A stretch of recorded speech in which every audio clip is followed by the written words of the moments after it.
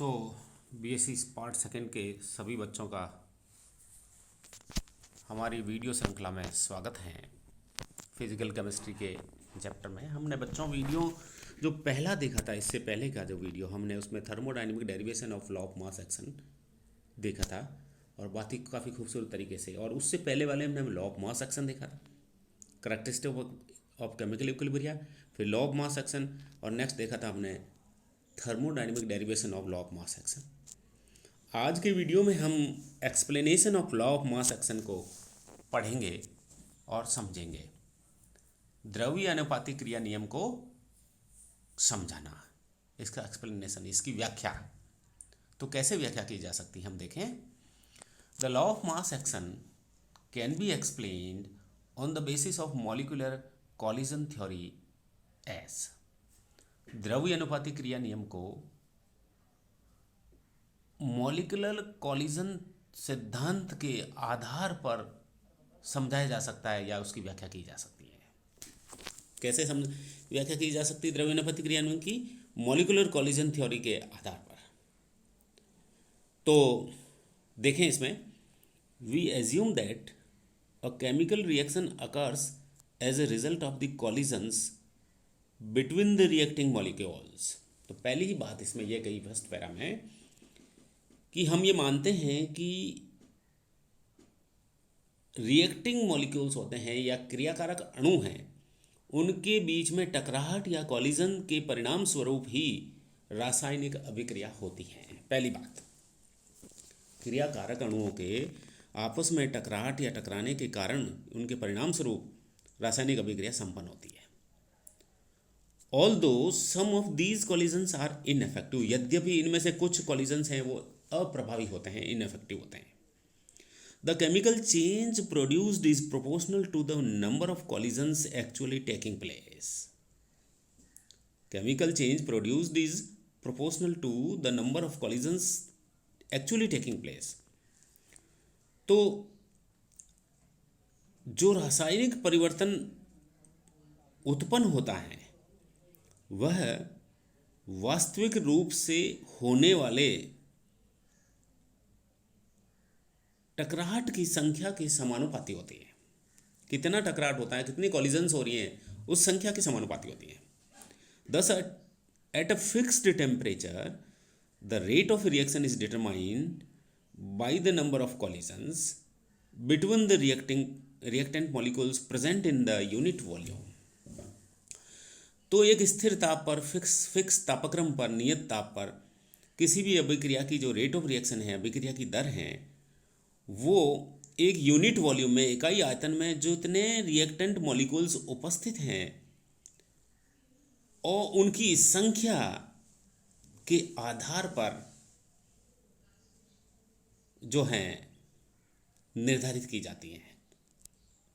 किसी इकाई आयतन में उपस्थित क्रियाकारक अणुओं की टकराहट की संख्या के आधार पर नियत ताप पर किसी अभिक्रिया की दर ज्ञात की जा सकती, निर्धारित की जा सकती है। Second para, let us consider 4 boxes. हम 4 बॉक्स पर विचार करते हैं of 1 cubic centimetre volume. 1 cubic centimetre आयतन के हैं ये, containing different number of reacting molecules A and B. 4 ऐसे बॉक्स पर विचार कर रहे हैं जो 1 क्यूबिक सेंटीमीटर के हैं आयतन के, और उसके अंदर reacting molecules A and B उपस्थित हैं डिफरेंट संख्या में, विभिन्न संख्या में, अलग अलग संख्या में। They undergo collision to form the product C and D. और ये जो मॉलिक्यूल्स ए एंड बी हैं, इन चारों ही बॉक्स में कॉलिजन करते हैं और प्रोडक्ट सी और डी बनाते हैं। The rate of reaction being governed by the number of possible collisions between them. और जो रेट ऑफ रिएक्शन होगी, अभिक्रिया की जो दर होती है, वो इन मॉलिक्यूल्स के कॉलिजन्स की संख्या, जो संभव कॉलिजन्स की संख्या होती है आपस में इनके ए और बी के टकराहट की, उस पर निर्भर करती है। तो governed by number of possible collision between them, उनमें कितना संभव कॉलिजन हो पाते हैं ए और बी के बीच में, उस पर निर्भर करती है। तो 4 बॉक्सेज हैं, वो देखिए चित्र में दे रखे हैं। लेफ्ट हैंड साइड से देखें, पहला बॉक्स है जिसमें 2 मॉलिक्यूल दिखाए हैं, ए तथा बी। दो मॉलिक्यूल दिखाए हैं ए तथा बी। तो ये देखो ये ए मॉलिक्यूल हैं और ये बी मॉलिक्यूल है, केवल दो मॉलिक्यूल हैं। तो इसके अंदर दो मॉलिक्यूल हैं, इसके अंदर चार मॉलिक्यूल्स हैं जिसमें से दो तो हैं ए और दो ही बी। इसके अंदर दो ए हैं लेकिन तीन बी, तो ये पाँच हो गए। और इसके अंदर तीन ही ए हैं तीन ही बी है, यानी कि छः हो गए। तो इस प्रकार से ये बॉक्सेस के अंदर दिखा रखे हैं। तो one molecule of A collide with one molecule of B, so 1 into 1. Two molecules of A collide with two molecules of B, यानी कि 2 into 2 ये हो जाएगा। और then two molecules of A जो ये हैं ये 3 मोलिक्यूल्स ऑफ B के साथ कोलाइड कर रहे हैं, तो ये इक्वेशन आ जाएगी। और 3 molecules of A 3 molecule of B से तो 3 into 3। इस प्रकार से तीनों बॉक्स के नीचे ये एक्सप्लेन कर रखा है। So in the first box there is one molecule of A and one molecule of B. Therefore, the possibilities of collision at any instant is 1 into 1, that is 1. तो पहले बॉक्स में ए का एक तथा बी का ही एक अणु है, इसलिए कॉलिजन्स की पॉसिबिलिटीज़ हैं किसी भी समय 1 into 1 हो सकती हैं, तो अर्थात 1 है। लेकिन दूसरे बॉक्स में, सेकेंड बॉक्स में, the number of molecules A and B are 2 each, therefore the possibilities of collisions are 2 into 2, that is 4। तो दूसरे बॉक्स में दो ही ए अणु हैं, दो ही बी हैं, इसलिए इनके बेस्ट पॉसिबल कॉलिजन्स हैं वो 2 into 2 हो सकते हैं, अर्थात 4 होंगे। वाइल इन थर्ड बॉक्स, जबकि तीसरे बॉक्स में क्या है, there are 2 molecules of A and 3 molecules of B, and the number of possible collisions between A and B are increased to 3 into 2। तो इस प्रकार से तीसरे बॉक्स में 2 ए मॉलिक्यूल हैं 3 बी मॉलिक्यूल हैं, तो बेस्ट पॉसिबल कॉलिजन्स की संख्या होगी 2 into 3, यानी 2 3 जा 6, यानी कि 6। और अंत में in the fourth box we have 3 molecules of each A and B. चौथे बॉक्स में दोनों ही ए तथा बी 3 अणु हैं। Therefore total number of collisions between them, तो इस बॉक्स में उपस्थित 3 ए और 3 बी के बीच में पॉसिबल कॉलिजन्स कितने हो सकते हैं, 3 into 3, दैट इज 9। दस इन जनरल, ये यहाँ बात कर रहे हैं, in general we can say that the possibilities of collisions between the reacting molecules A and B are equal to the product of the number of molecules of each species per unit volume।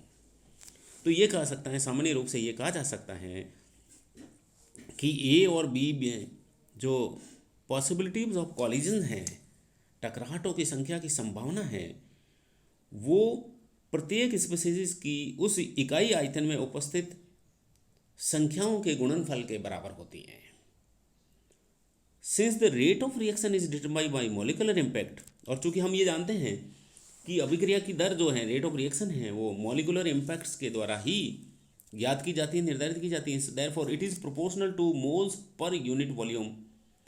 तो इसलिए यह moles per unit volume के अनुक्रमानुपाती होती है। Rate of reaction moles per unit volume के अनुक्रमानुपाती होती है, that is molar concentration के अनुपाती है। देयरफॉर वी कैन राइट, तो हम इस प्रकार से लिख सकते हैं, नेक्स्ट स्लाइड प्लीज। तो हम उससे लिखते हैं rate of reaction is proportional to active mass of A into active mass of D, या we can say molar concentration of A into molar concentration of B.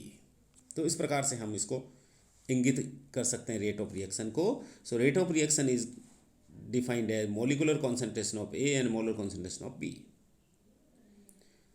Therefore we can write, second reaction की बात कर रहे हैं हम, rate of reaction is equal to K into molar concentration of A into molar concentration of B. ये इसकी reaction rate हो गई। और इन्हें reaction A plus B plus C अगर हैं, जैसा कि इस डायग्राम में दिखाया है, A B and C, so the number of collision between A B and C depends on the concentration of each reactant. तो अगर किसी रिएक्शन में ए बी और सी 3 प्रकार के कॉम्पोनेंट हैं, मॉलिक्यूल्स हैं, तो इसका मतलब इनके कॉलिजन्स हैं, नंबर ऑफ कॉलिजन्स हैं, वो इनकी कॉन्सेंट्रेशन है उस पर निर्भर करते हैं। तो रेट ऑफ रिएक्शन क्या हो जाएगी, so their rate of reaction of in such a case will be proportional to molar concentration of A multiplied by molar concentration of B multiplied by molar concentration of C, and that is equal to K into A into B into C. So from the above consideration, तो उपरोक्त हमने consideration किए हैं, विचार किए हैं उदाहरणों पे, उससे ये निष्कर्ष निकलता है it stands prove that the rate of reaction is proportional to the molar concentration of reactant. इससे यही निष्कर्ष निकलता है कि किसी भी अभिक्रिया की दर जो है, रासायनिक अभिक्रिया की की दर मोलर रिएक्टेंट्स की मोलर कॉन्सेंट्रेशन के अनुक्रमानुपाती होती है। So this is all about the